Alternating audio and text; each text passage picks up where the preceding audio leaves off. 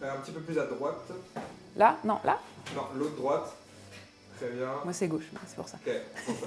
Nouvelle idée de menu automne-hiver, express, gourmand et équilibré. Aujourd'hui, c'est Rustic Party. Aujourd'hui chez moi, on se régale et on se fait du bien, d'abord avec un velouté de poireaux pour faire le plein de fibres, d'oméga 3 et de probiotiques. Puis on enchaîne avec une belle omelette jambon-fromage pour faire le plein de protéines, accompagnée d'une petite tarte fine à l'oignon extrêmement légère et savoureuse. Et on termine par une belle pomme bio pour bénéficier de tous les nutriments contenus dans sa peau. Ce menu est top parce qu'il coche toutes les bonnes cases nutritionnelles et ne demande pas plus de 30 minutes de préparation. Et pour moi, c'est une petite Madeleine de Proust des dîners d'hiver de mon enfance. On commence par le velouté de poireaux. Ok, alors très rapide, je vais commencer par faire rissoler mes petits oignons surgelés. Donc un tout petit peu d'huile, hein, ça sert vraiment à rien d'en mettre beaucoup, juste un tout petit peu, voilà. On attend, on fait chauffer un tout petit peu. Vous avez quoi chez vous? Du gaz ou de l'électrique? Pareil. Induction? Ah, moi je préfère le gaz, vraiment. Ouais, je comprends. Donc là on épluche les petites patates, hyper rapide. Voilà, je vous ai mis toutes les quantités dans la légende. Faut pas en mettre trop, sinon ça fait de la purée, c'est pas terrible. Et faut pas en mettre pas assez, sinon ça fait du jus de poireau. Ensuite on va mettre les patates et le poireau avec les oignons. Je commence par les patates. Voilà. Il y en a peut-être un peu beaucoup. Vous l'aimez plutôt plus clair ou plus épais, le velouté de poireau, les gars? Plutôt épais. Plutôt épais. Alors épais, on met la patate. Allez. Puis la patate, ça donne la patate. Merci Quentin, merci. Et donc là, suspense. Est-ce que la casserole sera assez grande pour les poireaux? Je ne sais pas. C'est bon. Là, j'ai rajouté 1 ml d'eau. On verra. S'il en manque, de toute façon, on pourra rajouter après. Je rajoute le sel tout de suite. Voilà, la patate n'est pas du tout cuite, elle est crue, donc ce n'est pas cuit. Je sais jamais vraiment combien de temps il faut faire cuire hein, les trucs, mais là, l'indicateur, c'est la patate est cuite, la fourchette rentre bien dedans. Voilà. Ok, donc là, la soupe a fini de cuire, mes petites pommes de terre sont vraiment très cuites, donc tout va bien. Et je vais juste la broyer et on sera bon. Alors, c'est ça le plus long hein, dans la soupe de poireaux. On part à la chasse aux poireaux rebelles. Vous aimez avec des petits morceaux ou vraiment fluide? Moi, je n'ai pas de Fluide, putain. Exigeant. Exigeant le Quentin. Mais t'aimes la soupe de poireaux, toi, qui n'aime pas les légumes? Pas sûr. Ça sent bon. J'ai un objectif caché, hein, c'est finir par te faire aimer les légumes de façon générale. Là, c'est relativement épais, donc on peut, selon ce que vous préférez, rajouter un peu d'eau et mixer ou pas, quoi. Ça vous va, vous, en consistance? Ça a l'air très bien. Me fais pas le coup du marteau-piqueur, je t'en supplie. Et donc, ma petite personal touch, ce sont les graines de lin pour les oméga 3. C'est ça ou des sardines tous les jours, au choix. Je vous ferai une vidéo bientôt de nutrition qui explique pourquoi c'est important les oméga 3.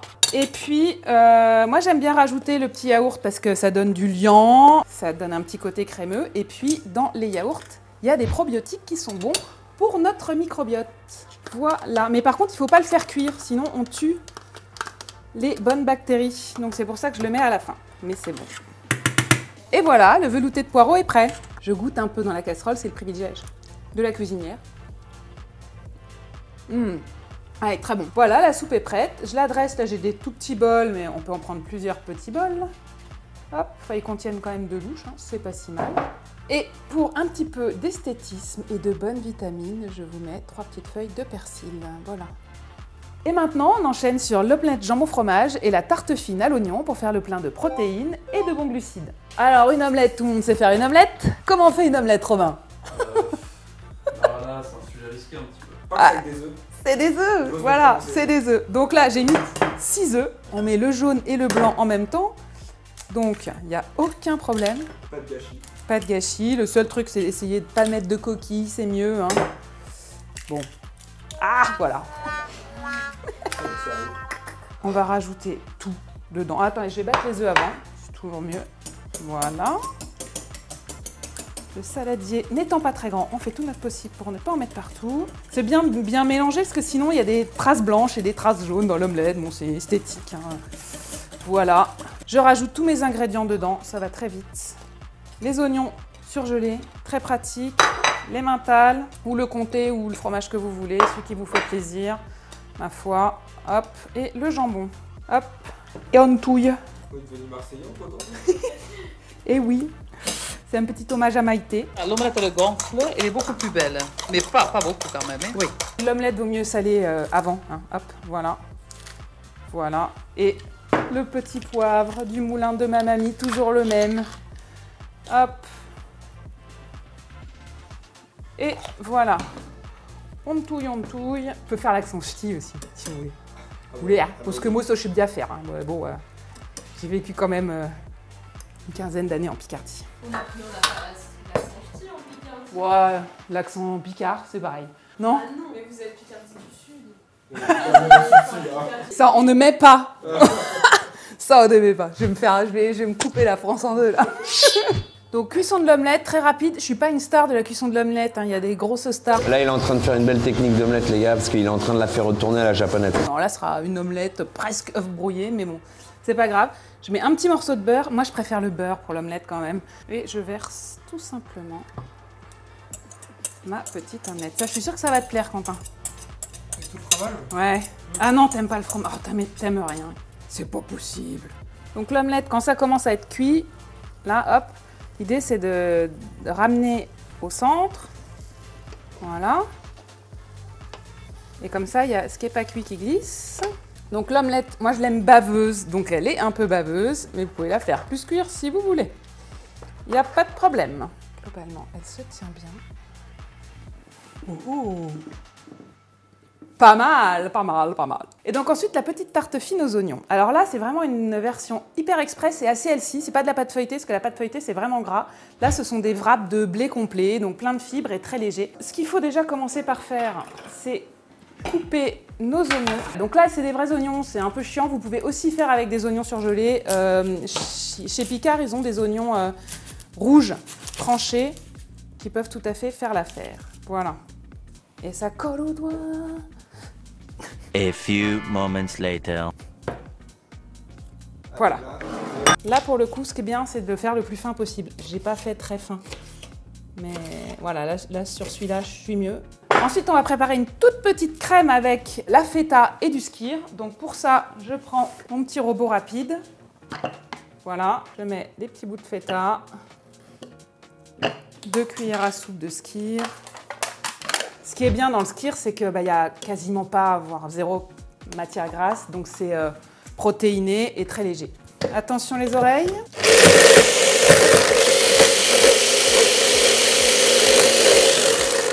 Vous me refaites pas le coup de la machine là, qui fait le bruit.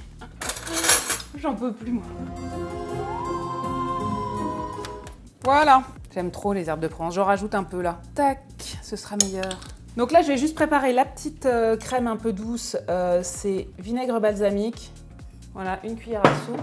Je mets le parmesan et le sucre de canne complet. Vous pouvez prendre n'importe quel sucre, mais le sucre de canne complet est bien meilleur pour la santé. Là, j'ai pris du papier sulfurisé. Pareil, pour gagner du temps, acheter des feuilles de papier sulfurisé. C'est beaucoup plus pratique que les rouleaux. Hop, on met un tout petit peu d'huile d'olive. Voilà. Ensuite, je mets le petit mélange. Voilà. On essaye de répartir à peu près bien. Les wraps, ils sont assez grands. Ok. On met nos oignons. Bien les détacher, c'est mieux, ça cuira mieux. Donc un gros oignon, ça suffit largement pour deux tartes. Ensuite, sur chaque wrap, on va étaler un peu de crème de feta. Voilà. Et donc là, on les retourne, voilà, comme ça.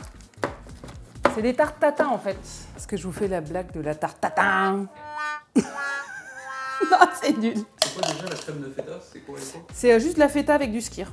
Et puis là, moi, j'ai rajouté des petites herbes de Provence. Voilà. Ah. Bon. Et donc là, c'est une demi par personne. Hein. D'accord? Voilà. Et donc, ça n'a plus qu'à partir au four et on rajoutera les petites graines de sésame après. Allez, on va mettre à 180. On va dire que c'est bien. Petit oignon qui s'échappe. Donc là, les tartes fines sont cuites, elles sont juste un peu dorées. Je vais faire une petite technique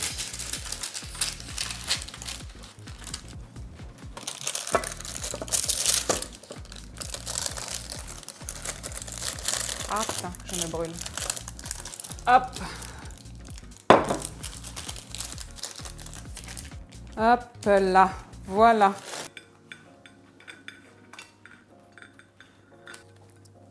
Et voilà. Alors du coup, qu'est-ce que c'est? Alors ça, c'est le petit velouté de poireau. Je te propose de goûter. Je trouve qu'elle est très... Onctueuse. Si personne ne les veut, je les mange tout le temps. Alors l'omelette, je la fais bien baveuse, moi. Bah, j'aimerais quand c'est bavé aussi. C'est pareil, là, il y a de la consistance. Super bon. On enchaîne sur la tarte fine. C'est super léger, ça a plein de goût. Bah écoute, c'est très bon. J'aime beaucoup. En plus, c'est un peu croustillant. Moi, j'aime bien cette pâte très légère, tu sais, par rapport à la pâte feuilletée. Celle-ci, c'est très léger, ça se mange hyper bien. Et maintenant, je vous dévoile les secrets santé des graines de lin broyées, l'aliment chouchou de ce menu. Les graines de lin regorgent de fibres et surtout d'oméga 3. Nous sommes quasiment tous carencés en oméga 3, les bons acides gras qui protègent le cœur en réduisant le cholestérol et qui boostent nos fonctions cérébrales, améliorant notre mémoire et notre concentration. Or, ces fameux oméga 3 se trouvent essentiellement dans les œufs de bonne qualité, mais bio ou plein air, ou dans les poissons gras comme le maquereau, la sardine, le saumon, ou sinon dans les graines de lin, qu'elles soient broyées ou sous forme d'huile. Une cuillère à soupe de graines de lin suffit largement à combler nos besoins quotidiens en oméga 3. Elles se glissent en toute discrétion dans quasiment n'importe quel plat. Mais petit détail d'importance, consommez-les broyées, sinon elles ressortent sans avoir libéré leurs bienfaits. Et franchement, achetez-les déjà broyées parce que c'est quasiment impossible à broyer soi-même. Je trouve mes graines de lin broyées chez Monoprix ou dans n'importe quel supermarché bio. Pour terminer, on va s'intéresser à ce qui est un bon apport énergétique. Sans parler de régime, il est toujours intéressant d'analyser l'apport énergétique d'un repas. L'objectif, c'est qu'il corresponde aux besoins de notre corps. Et ces besoins varient en fonction du sexe, de l'âge, de la taille, du poids et du niveau d'activité physique. Vous trouverez dans la légende la formule du calcul de vos besoins énergétiques journaliers personnalisés. Amusez-vous à faire le calcul. Après, l'idée, c'est pas de mesurer tout le temps, mais pour vous donner une idée, mes menus font tous en général entre 700 et 900 calories. Et le menu Rustic Party de cette semaine est autour de 850 kcal. La bonne nouvelle, c'est que tous mes menus cochent toutes les bonnes cases nutritionnelles. Vous trouverez en légende les valeurs nutritionnelles de ce menu comparées aux besoins moyens sur un repas. Alors maintenant, régalez-vous sans galérer et à la semaine prochaine pour un nouveau menu. Mes gamins, qui adorent les burgers et tout ça. Maintenant, maman, quand même, je voulais te remercier qu'on mange bien maintenant parce que je me sens hyper mieux dans mon corps. C'est marrant, hein ? 12 ans, quoi.